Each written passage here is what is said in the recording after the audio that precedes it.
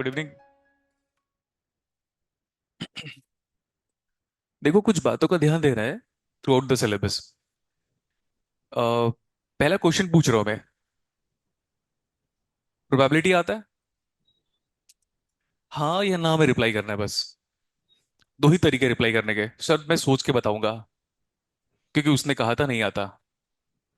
ठीक है, तो फिर आप बताओ, प्रोबेबिलिटी आता है या नहीं आता है?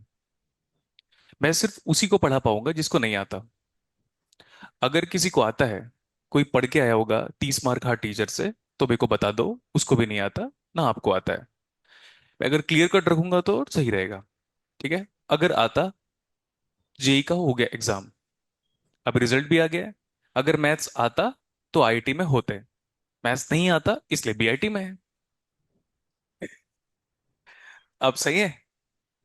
नहीं, बिट्स, क्योंकि आपके बीआईटी को हमारे स्टेट के बाहर सिर्फ बिट्स के नाम से जानते हैं। वाह, बिरला इंस्टीट्यूट ऑफ टेक्नोलॉजी से आया लड़का, क्या बात है। फिर आप शर्मिंदगी में बताते हो नहीं बिरला तो नहीं है, उससे मिलता जुलता है भिलाई, और आपके भिलाई को भी कोई नहीं जानता। बात समझ में आ रहा है क्या कह रहा हूं मैं? आपके भिलाई को कोई नहीं जानता और आपका मतलब मेरा भी है वो। ठीक है, तो मैं बड़ा कुछ कुछ बातें को बड़ा क्लियरली रख देता हूं। मैं आपके भिलाई को कोई नहीं जानता। जब मैं आईटी गया था तो कोई नहीं जान रहा था। वो तो मेरे थ्रू पता चला था उनको कि भिलाई एक सिटी है करके। फिर भिलाई स्टील प्लांट बताया, फिर जू है वहां पे। ठीक है, तब धीरे धीरे उन लोगों को पता चला। तो आप ये बताओ, क्लास में कितने लोग का प्रोबेबिलिटी आता है? सबको नहीं आता ये मानकर चले। एक्सेलेंट, यही चाहिए मुझे। इवन मुझे भी नहीं आता, लेकिन मुझे तब नहीं आएगा जब पूरा सिलेबस खत्म हो जाएगा। उसके बाद क्लियर होगा एग्जाम्पल। प्रोबेबिलिटी मैं 100 घंटे तक पढ़ा सकता हूँ, और अगर आपको लग रहा होगा सर आप झूठ बोल रहे हो, तो ठीक है, फिर जब सिलेबस खत्म हो जाएगा और रैंडम वेरिएबल जब स्टार्ट होगा आपका, और फिर रैंडम वेरिएबल जब खत्म हो जाएगा और खत्म होने के बाद भी कहूंगा इसके आगे और 30 घंटे का टॉपिक है जितना मैं जानता हूं, तो आपको समझ में आ जाएगा। उसके बाद फिर एप्लीकेशन बेस्ड अलग उसके बाद। सही है इतना? कैलकुलस कितने लोगों ने अटेंड किया था? ठीक से हाथ उठाएगा तो ठीक रहेगा मुझे। ठीक है, कैलकुलस कोई 30 मार्क का तो नहीं था टॉपिक, वो तो वही कैलकुलस था जो आपको कॉलेज में पढ़ाया गया था या तो फिर स्कूल में पढ़ाया गया था। बस रिवीजन कर लिया और हमारी न्यूमेरिकल सॉल्विंग एबिलिटी को इम्प्रूव कर लिया होगा, इतना ही किया होगा।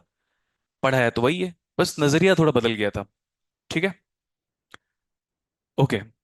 और अगर आप लोग कॉपी नहीं परचेज इफ इन केस नहीं किए हो, तो ब्लैंक पेज में लिखोगे तो ठीक रहेगा।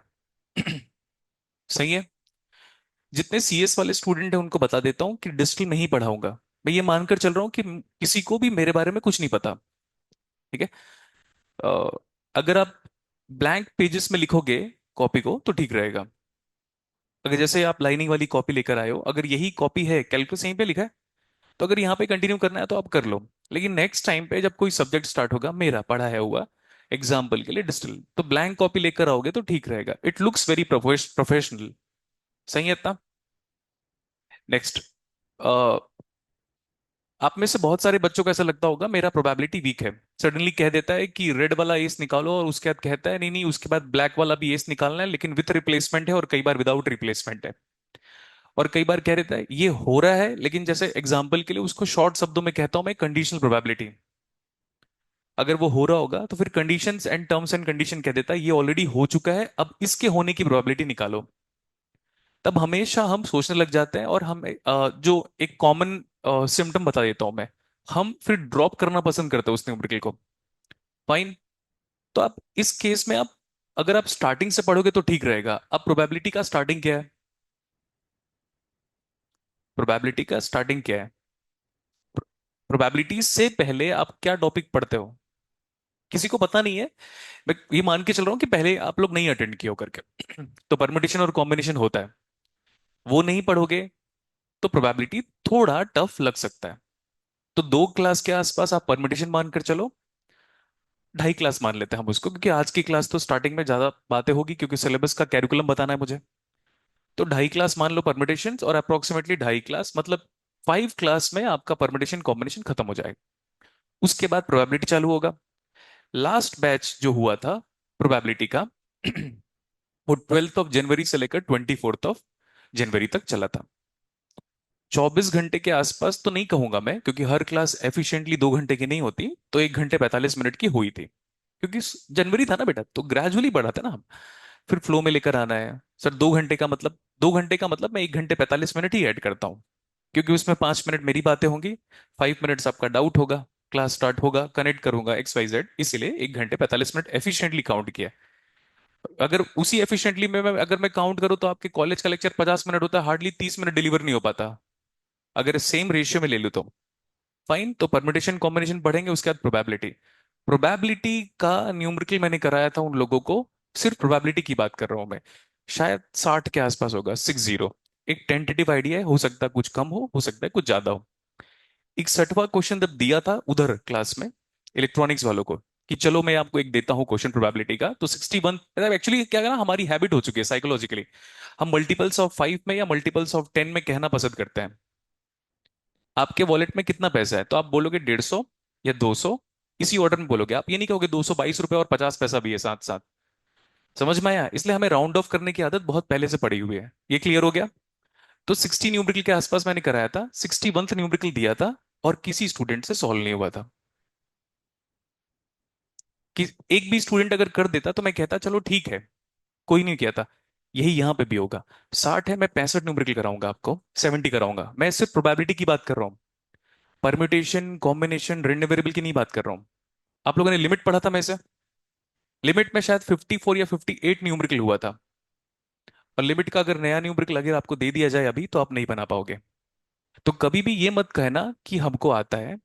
फाइन, आप हमेशा कहोगे we are in the learning phase, खास करके जब कोई टीचर खड़ा हो तो। आपको अगर लगता है कि सर आपको आता है, बहुत आता है, तो नेक्स्ट ईयर गेट एग्जाम होगा, क्रैक करो, रैंक लेकर आओ, उसके बाद कहना कि आता है। उसके बाद भी, अमितेश पात्रा का एग्जाम्पल दे रहा हूं मैं, उसके बाद भी वो लड़का कह रहा है अभी भी नहीं आता, जब सामने मैं खड़ा हूं तब। ठीक है? और उसको फिर नोट्स फॉरवर्ड किया था, CS वालों को बता रहा हूँ, इलेक्ट्रॉनिक्स वालों को, इलेक्ट्रिकल वालों को, ये बातें मैं ऑलरेडी बता चुका हूँ। उसका शायद 151 रैंक है, शायद IIT चेन्नई हो गया ना उसका, जो भी है, IIT हो गया, यहीं का स्टूडेंट है वो। तो वो नोट्स लिया, और फिर PDF की न्यूमेरिकल सॉल्व करा था। PDF मतलब प्रोबेबिलिटी डेंसिटी फंक्शंस, जबकि पढ़ चुका था वो मैं से स्टिल। फिर शिफ्टिंग ऑफ द कर्व में प्रॉब्लम हो रहा था उसको, फिर उसको मैंने नोट्स दिया। वो नोट्स दिया था जो सिग्नल सिस्टम का है, CS वालों को सिग्नल सिस्टम का नोट्स फॉरवर्ड किया था। तो कह रहा था सर f(x) कोई फंक्शन है, मान लो sin x, तो मैं f(2x) या sin(2x) को प्लॉट नहीं कर पा रहा हूँ। वो CS वाला बच्चा था। तो फिर मैंने अपने नोट्स फॉरवर्ड किया था, ये वाले सिग्नल सिस्टम वाले। जबकि आपको कैलकुलस की क्लास में उस जैसा न्यूमेरिकल लेकर आया था, एक या दो। तो अगर आप मेरे साथ कोऑपरेट करोगे इस सेंस में कि सर हम यहाँ पे सीखने आए हैं, ना कि आपको सिखाने हैं, और हम ये भूल चुके हैं कि प्रोबेबिलिटी क्या होता है, आप स्टार्टिंग से हमें पढ़ा दो, तो ठीक रहेगा। ठीक है, एक छोटा एग्जांपल देता हूँ। कोई दो लोग थे, इमेजिन करो दोनों स्टूडेंट हैं, लेकिन म्यूजिकल स्टूडेंट है। इमेजिन करो वो AR रहमान सर के पास या AR रहमान के पास म्यूजिक सीखने जाते हैं। तो एक एक पहला जो स्टूडेंट आता है उसको बोलता है कि इसके पहले आपने म्यूजिक कहाँ कहाँ सीखा है। तो बोलता है मैंने इस सिंगर से सीखा है, इस सिंगर से सीखा है, ऐसे। तो बोलता है फीस आपकी 4 लाख रुपए है। तो बोलता है ठीक है सर, मैं कल से आता हूँ। फिर एक और स्टूडेंट आता है, दूसरा, सीखने के लिए म्यूजिक। तो उसको बोलते हैं आपने म्यूजिक कहाँ कहाँ कैसे सीखा है। तो बोलता है सर मैं आज तक कभी म्यूजिक सीखा नहीं हूँ, मुझे बेस से सीखना है। तो बोलता है आपकी फीस 10,000 रुपीज है। और दोनों स्टूडेंट आपस में मिलते हैं लास्ट में। फिर बोलते हैं तो इसे कितना फीस लिया? 4 लाख रुपीज। इससे लिया 10,000 रुपीज। तो बोलता है यार हम दोनों मिलकर एक बार सर से बात करते हैं। तो जो भी उसका टीचर है, इस टाइम पे मैंने AR रहमान का एग्जाम्पल दिया था, तो कहते हैं कि देखो जब सेकंड स्टूडेंट आया था तो उसने एक्सेप्ट कर लिया था कि उसको पहले से कुछ नहीं आता, तो उसको सिखाना रिलेटिवली आसान है। और जिसको पहले से कुछ कुछ आता है, कचरा ज्ञान, उसको सिखाना बहुत टफ है। समझ में आया? तो कैलकुलस आपने अटेंड किया होगा, उस टाइम पे आपने अपना नॉलेज अप्लाई करने की कोशिश बाद में की होगी, पहले सीखने की कोशिश की होगी कि एक बार देख लेते हैं पहले सर क्या पढ़ा रहे हैं करके, उसके बाद। हो गया? ये तो रहा सिलेबस का कंसर्न। नेक्स्ट वन, हमारा कई बार पढ़ने का इंटरेस्ट तब बनता है जब वेटेज को लेकर आइडिया हो। समझ में आया? जब किसको लेकर आइडिया हो? अरे बताओ ना एक बार, कुछ तो कहना पड़ेगा ना आपको। तो देखो,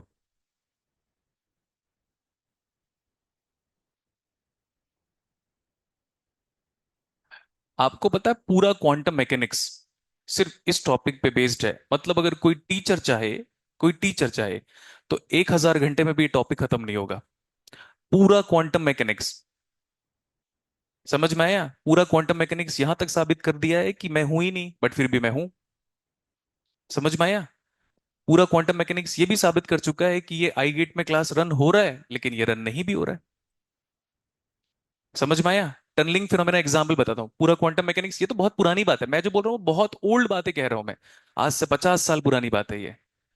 ठीक है? पूरा क्वांटम मैकेनिक्स ये भी कहता है, एक टेनिस का बॉल लो, 10 बार उस दीवार को हिट करो, 1 बिलियन टाइम हिट करो, और 10 बिलियन टाइम हिट करो, तो there will be a chance कि एक बार ऐसा इंसिडेंट आएगा कि ये बॉल उस दीवार को क्रॉस करके आगे चला जाए।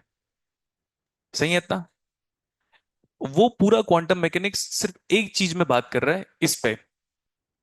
तो आप कैसे कह दोगे आपको प्रोबेबिलिटी आता है? ठीक है, दुनिया का कोई भी टीचर अगर ये कहता है कि उसको प्रोबेबिलिटी आता है, तो मैक्स प्लैंक सर तो ये कह रहे हैं मुझे तो नहीं आता क्वांटम मैकेनिक्स। ठीक है, जिसके नाम पे इतने सारे अवार्ड चलते हैं, जिसमें इंडिया में शायद तक एक ही बार ऐसा हुआ है कि किसी को प्लैंक्स अवार्ड मिला हुआ है। मैक्स प्लैंक वो वही प्लैंक है जिसको एच के नाम से जानते हो आप, प्लैंक्स कांस्टेंट करके, और उन्हीं के नाम पे यूनिवर्सिटी भी है। तो आपको आता है प्रोबेबिलिटी?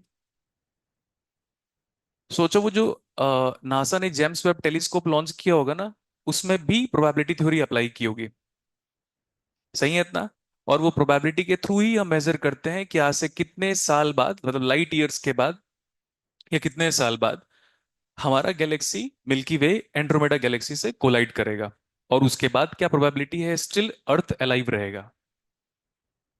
और हम यहां पे बोल रहे हैं कि 6 आएगा, 6 आएगा, 6 आएगा, लूडो 1/6 प्रोबेबिलिटी। वाह क्या लाइफ है! आ गया समझ में अभी? तो जब पूरा प्रोबेबिलिटी खत्म हो जाएगा ना बेटा, तो समझ जाना उसके बाद की जो प्रोबेबिलिटी है वो आपको एमटेक लाइफ में फेस करने को मिलेगा, in the form of random variable, वो भी in the form of random variable. अब रैंडम वेरिएबल जैसे मैं कहता हूं तो आपको लगेगा सर नाम को छोड़कर कुछ और बताओ। नेहरू नगर चौक में साल में कितने एक्सीडेंट होते हैं, इसका एक रफ एस्टिमेशन बनाएंगे, फिर कहेंगे जब मैं बाइक से निकलूंगा तो देर इज अ चांस कि मेरा एक्सीडेंट हो, और उसके बाद लेफ्ट पैर ही टूटे। और फिर मैं हॉस्पिटल गया, तो उस हॉस्पिटल में इमरजेंसी वार्ड में एडमिट होने के लिए मुझे कितना वक्त लग रहा है, वेटिंग टाइम। ये पूरा कैलकुलेशन सिर्फ रैंडम वेरिएबल पे बेस्ड है। समझ में आ गया? जिसको पॉइजन से तो बाइनोमियल डिस्ट्रीब्यूशन के फॉर्मेट में छोटा रूप कह सकते हैं। अब आपको बताओ आपको कितना आता है प्रोबेबिलिटी? ठीक है, बेहतर ये है जैसे मैं कह देता हूं, मैं तो एक्चुअली मैं कहता तो नहीं हूं, लेकिन आजकल कहना चालू कर दिया हूं फर्स्ट क्लास में। भाड़ में जाओ, जजमेंटल हो जाओ, मेरे को क्या, मैं तो आईआईटी से हूं, इसमें से कोई भी है आईआईटी कानपुर से, उधर ऑनलाइन वाला, तो हो गया किस्सा। मैं जीता तुम हार गए, खत्म। सर हमारा तो वक्त नहीं आया है। तो ठीक है ना, तो दे रहा हूं ना 2 साल अभी, 1 साल 2 साल टाइम दे रहा हूं मैं। अगर आप फोर्थ सेमेस्टर में हो तो 2 साल, और अगर आप सिक्स सेमेस्टर में तो 1 साल। That's it. और अगर कॉलेज से निकल चुके हो तो फिर अगेन फाइनल अटेम्प्ट। सही है इतना? इलेक्ट्रॉनिक्स वालों को समझाना नहीं रहा हूं यहाँ पे मैं, उनको पता है किसको कितना आता है करके। ना मैं इलेक्ट्रॉनिक्स वालों को समझा रहा हूँ, ना इलेक्ट्रिकल वालों को समझा रहा हूँ, उनको पता है कि वहां पे पीस एंड हार्मोनी मेंटेन करने से ही अलाउ करेगा यहाँ क्लास पे। ठीक है? तो मेरा जो मेन पर्पस है समझाने का, वो सीएस वालों को है। लास्ट टाइम पे जब बैच स्टार्ट हुआ था, तो मैंने डायरेक्टली क्वेश्चन से स्टार्ट किया था। कोई होगा, कोई ना कोई बच्चा जो एक लेक्चर या 2 लेक्चर या 3 लेक्चर देखकर आया होगा क्लास पे, सीएस में। तो वहां पे एनजी गुड डायोड और NB number of bad diode से स्टार्ट किया था मैंने प्रोबेबिलिटी को वहां पे, ताकि तुम अपना बेस लेवल पहले पता कर लो। ठीक है? अब ये सब कहने के बाद आपको लग रहा होगा सर थोड़ा एरोगेंसी साउंड हो रहा है आपके बातों से। अगर वो हो रहा है, होने दो, 1 हफ्ते के बाद आपको समझ में आ जाएगा कि इसको ऐसे स्टेप क्यों उठाना पड़ा था। अब सही है? याद रख लेना, ये सारे सेंटेंसेस में से मैक्सिमम सेंटेंसेस सिर्फ सीएस स्टूडेंट्स लोगों के लिए बायस्ड है। बाकी ईटीएनटी वालों को पता है कि कितना आता है करके, क्योंकि उनको 900 घंटे तक इलेक्ट्रॉनिक्स में ही पढ़ाऊंगा, ये मान कर चलो मोटा मोटी। फाइन। इधर देखो, कि सर हम क्यों पढ़ रहे हैं, और मैं आपको लिखने का भी टाइम दूंगा। ये जब प्रोबेबिलिटी खत्म हो जाएगा ना बेटा, तो ये टॉपिक स्टार्ट होगा, और इससे आपके एग्जाम्स में, चाहे आपका ब्रांच कोई भी हो, सिविल हो, है ना, जानबूझ के बोला मैंने सिविल, सिविल हो, मैकेनिकल हो, इलेक्ट्रॉनिक्स हो, इलेक्ट्रिकल हो, सीएस हो या डीए हो, डीए के पेपर का रैंडम वेरिएबल मेरे को सॉल्व करने में 10 मिनट लग रहा है एक न्यूमेरिकल को। कई बार फॉर्मूला ही याद नहीं आ रहा है, तो मैं बड़ा क्लियर रख दे रहा था, डीए के पेपर में जो रैंडम वेरिएबल आया है वो इतना आसान नहीं है। वो सॉल्व तो करवा देंगे उन लोग, लेकिन फ्यूचर में फिर न्यूमेरिकल आएगा, फिर नहीं बनेगा आपसे। फाइन। तो प्रोबेबिलिटी के बाद जो टॉपिक स्टार्ट हो जाएगा वो क्या होगा? Random variables. इतना सही है। उसमें डिस्क्रीट भी पढ़ना है और साथ साथ कंटिन्यूअस भी पढ़ना है। मैं आपको टाइम दूंगा लिखने का। क्या क्या पढ़ना है? डिस्क्रीट रैंडम वेरिएबल भी पढ़ना है और कंटिन्यूअस भी पढ़ना है। सर दोनों के एग्जाम्पल एग्जाम्पल तो हो गई साथ में क्लास में। फाइन। इन दोनों का जो ब्रिज है, उसको कनेक्ट करने का जो रेस्पॉन्सिबिलिटी है वो कैलकुलस का है। सर हमने तो कैलकुलस नहीं पढ़ा। हाँ, तो बेसिक कैलकुलस चाहिए होगा मुझे, क्लास 12th वाला। उतना, अगर उतना भी आ गया तो ठीक रहेगा। तो उस कैलकुलेशन में जो मेन टॉपिक है, जिसके बिना हम दोनों को कनेक्ट नहीं कर सकते, वो ये सही है और ये सही है। मतलब समझ जाओ आप क्या, इंटीग्रेशन एंड डिफरेंशिएशन चाहिए होगा। ठीक है। देखो, मैं एक्सपेक्ट करूंगा कि जिनका कैलकुलस हो गया वो पढ़ के आ जाओ क्लास पे जो मैंने डिलीवर करा है, और जिनका नहीं होगा तो वो क्लास में धीरे धीरे समझ में आ जाएगा। ये तो बेसिक कैलकुलस है जो हमने स्कूल लाइफ में किया हुआ है। लिमिट नहीं पढ़ाऊंगा मैं यहाँ पे। जब ये पूरी प्रोबेबिलिटी में चलता रहेगा, शायद ही कभी चांस ऐसा बनेगा कि मेरे को लिमिट का डिस्कशन करना पड़ेगा। मान के चलो कि ना के बराबर है। क्लियर? तो ये लिख लो आप। मैं बार बार नहीं बताऊंगा बेटा सब्जेक्ट की इंपॉर्टेंस क्या है करके।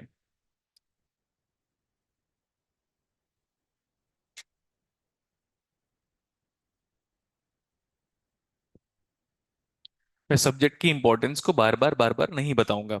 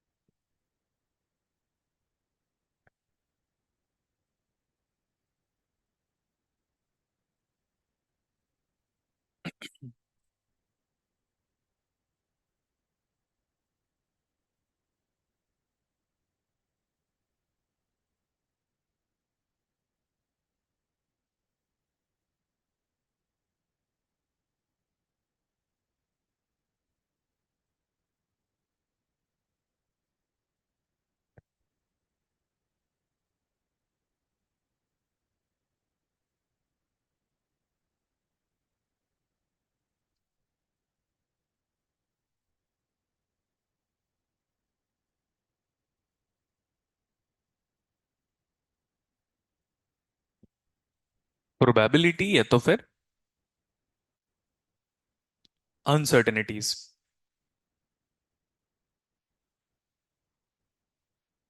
हो गया इतना। एश्योरिटी नहीं कह रहा हूं मैं, बट अगर आप एवरेज निकालोगे तब की बात है। सब ब्रांच का मैं एवरेज निकाल दे रहा हूं।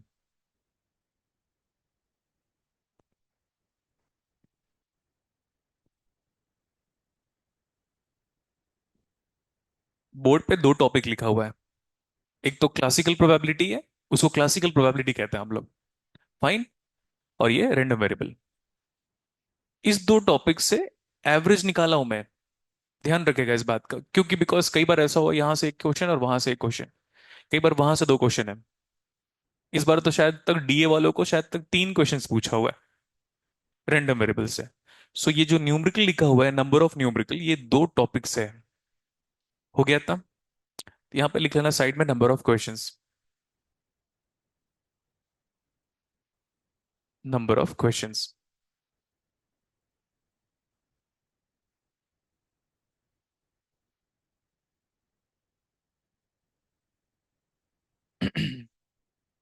हो गया।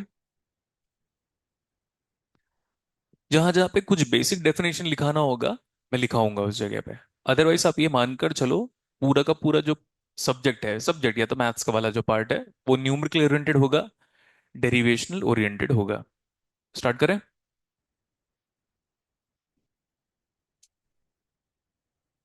लिखो बेसिक्स ऑफ प्रोबेबिलिटी, या basic tools for handling probability, या basics of probability.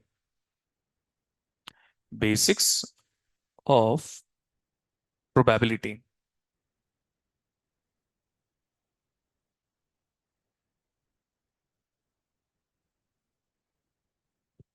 Basics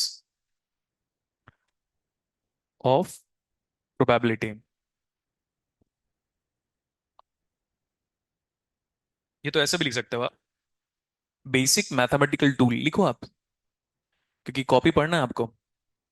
basic mathematical tools, basic mathematical tools for handling probability. ठीक है इतना।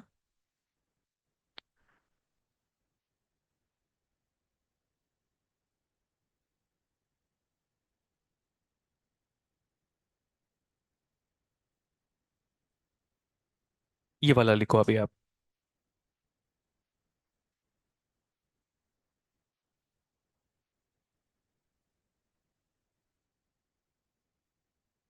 देखो बेटा, दोनों वर्ड सेम है। देखो मैं आपको समझाने के लिए एक एग्जांपल लेता हूं। ये मेंटोस जिंदगी और वो आम जिंदगी, दोनों वर्ड याद होना चाहिए आपको। सही है इतना। जब भी न्यूमेरिकल में अरेंजमेंट कहेगा तो समझ जाना उसका इशारा सिर्फ इशारा, एश्योरिटी नहीं है, क्योंकि हम तो खुद ही पढ़ रहे हैं प्रोबेबिलिटी। कोई चीज दुनिया में फिक्स नहीं है। समझ में आ गया। यथार्थ सत्य कुछ भी नहीं होता, सब कुछ अनसर्टेनिटी से भरा हुआ है। फाइन। अगर पूरा कोऑपरेशन हुआ तब सिलेबस के एंड में there will be a chance कि will be talking about multiverse in the sense of probability. यही होगा रियल पढ़ाई, कि हाँ जो साइंस में होता है वो गुलशन सर ने लिंक भी किया हुआ है। सही है इतना। जैसे इस छोटा सा एग्जांपल बताता हूँ कि हम लोग हाथों में स्टोन्स पहनते हैं। आपने वो 3 इडियट मूवी देखा होगा। स्टोन्स पहनते हैं। इंसान की फ्रीक्वेंसी एट एन एवरेज अगर पूरा आप समराइज करोगे, गॉसियन कर्व निकालोगे, तो 8 हर्ट्ज के आसपास होता है खुद की फ्रीक्वेंसी हमारी। समझ में आ गया। नहीं क्या अचानक से बहुत शॉक्ड हो गया। हम इंसानों की फ्रीक्वेंसी, बोलने की नहीं बोल रहा हूं मैं, आपको लगेगा यार ये तो बोलने वाला तो सुनने वाला तो 20 हर्ट्ज था से लेकर 20 किलो हर्ट्ज। मैं इंसानों की फ्रीक्वेंसी कह रहा हूं, मैं फ्रीक्वेंसी मैचिंग 8 हर्ट्ज के आसपास होता है। फाइन। तो हमारे पेरेंट्स हमको अलग अलग टाइप का स्टोन्स पहनाते हैं। कहाँ ध्यान है हीरो। हाँ यहाँ पे सर ही सर है हर जगह पे। मैं नहीं मिलूंगा यहाँ पे, उधर मिलूंगा। ओके, कहाँ ध्यान है तुम्हारा, इधर ध्यान दो यार। पढ़ाई को एंजॉय करो ना आप लोग, नहीं तो फिर एमटेक में एंजॉय करोगे। पढ़ाई बर्डन बनेगा फर्स्ट सेमेस्टर सेकंड सेमेस्टर में। ठीक है, let's come back to the point now. क्या कह रहा था मैं, बताओ। हाँ, इंसानों की फ्रीक्वेंसी कितनी होती है, 8 हर्ट्ज के आसपास। तो हमारे पेरेंट्स हम लोग को अलग अलग स्टोन्स पहनाते हैं। स्टोन्स की भी फ्रीक्वेंसी होती है। वो क्वार्ट्स, टॉर्मलिन, रॉचेल सॉल्ट, आप ये जो आम जिंदगी में माणिक्य और ये पुखराज XYZ आप कहते हो, उस स्टोन्स का भी एक नेचुरल फ्रीक्वेंसी ऑफ ऑसिलेशन है। तो वो आपकी परफॉर्मेंस को कुछ हद तक एनहेंस करता है। उसी को उस दुनिया में एस्ट्रोलॉजी ना, हाँ एस्ट्रोलॉजी की दुनिया में रेजोनेंस अचीव्ड कहते हैं, जिसको आप भी पढ़ते हो। रेजोनेंस, अगर वो आपके फिट बैठ गया आपके जो भी है। और हाँ वो प्लैनेट्स का इफेक्ट होता है, लेकिन वो ग्रेविटेशनल पुल्स के फॉर्मेट में नहीं, किसी और के फॉर्मेट में है। वही है फ्रीक्वेंसी के फॉर्मेट में। तभी आदमी कई बार अपसेट हो जाता है, कई बार एक्साइटेड हो जाता है, माइंड उसके कंट्रोल में नहीं आता, फिर 2 दिन लग जाता है कि प्लूटो हमारा भारी है। तो वो कुछ हद तक सही है। साइंस की दुनिया में आप चाहो तो उसको प्रूफ कर सकते हो, बट फिर दोष देने वाली बात हो जाएगी कि आप अपने अंडर परफॉर्मेंस को लेकर दूसरों को दोष दे रहे हो, जिसका बेचारे का कोई वैल्यू नहीं, मतलब ऐसा है। तो फिर हमारी परफॉर्मेंस को एनहेंस करने के लिए हमारे पेरेंट्स हमें स्टोन्स पहनाते हैं। उसका भी कुछ हद तक रीजन साइंस में छुपा हुआ है। वही अगेन सेम अनसर्टेनिटीज, बिकॉज फिर आपको मल्टीपल एक्सपेरिमेंट करने पड़ेंगे। सेम और फिर जब भी आप मल्टीपल एक्सपेरिमेंट करके फिर 10 साल का डेटा एक बार कलेक्ट करोगे और फिर नेक्स्ट ईयर के डेटा में अप्लाई करोगे तो वही टॉपिक ये बनेगा। समझ में आ गया? ठीक है। तो फिर हम क्या डिस्कशन कर रहे थे? हाँ, वो कि हमारी लाइफ में कितना इफेक्ट हो जाएगा इन सारी चीजों का जो हम पढ़ रहे हैं वो।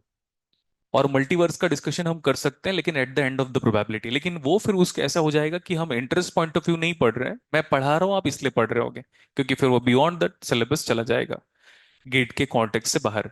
तो मेरे को गेट के सरफेस से एक स्टेप आगे जाना है। जितना भी गेट का सरफेशियल सिलेबस है उससे एक स्टेप आगे जाना है, यही मैं हमेशा कहता हूँ हर बच्चों को और हर बैच में भी। क्लियर हो गया? उसके अंदर नहीं पढ़ना है। इमेजिन करो कि ये सर्कल गेट का सिलेबस है। आ गया समझ में? और हमें कितना कवर करना है वो भी देख लो आप।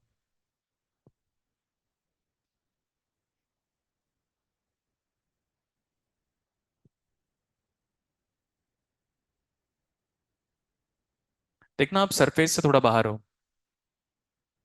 इसी को फोटो इलेक्ट्रिक इफेक्ट के नाम से जानते हैं हम। सही है। बट आप मत सुनो उसको, कुछ बातें ऐसी हैं जो उसी को समझ में आएगा जिसका साइंस का बैकग्राउंड अलग लेवल पे जा चुका है, जो सोचता भी वैसे ही है फिर क्लास के अंदर। तो ये रेड लाइन दिख रहा है आपको?